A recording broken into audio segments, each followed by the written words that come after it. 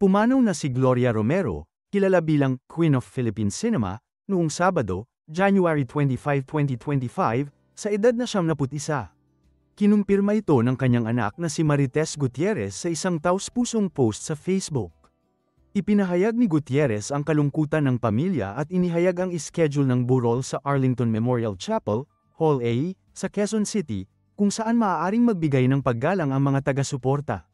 To our dearest family, relatives, and friends, it is with great sadness to announce the passing of my beloved mother, Gloria Gala Gutierrez aka Gloria Romero, who peacefully joined our Creator earlier today.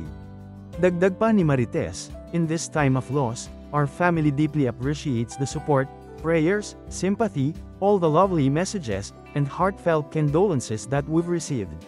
She will surely be missed dearly. Si Gloria Romero, na ang tunay na pangalan ay Gloria Borrego Gala, ay isang icon sa industriya ng pelikula na nag-iwan ng malaking pamana sa mga susunod na henerasyon ng mga artista at direktor. Si Gloria Romero ay isa sa mga kilalang aktres sa industriya na nagsimula ng kanyang karera noong late 40s and early 50s. Huling lumabas si Gloria sa entry ng Metro Manila Film Festival na Rainbow Sunset noong 2018. Nanalo siya ng Best Actress Award para sa kanyang pagganap bilang si Sylvia sa gabing parangal ng Film Fest.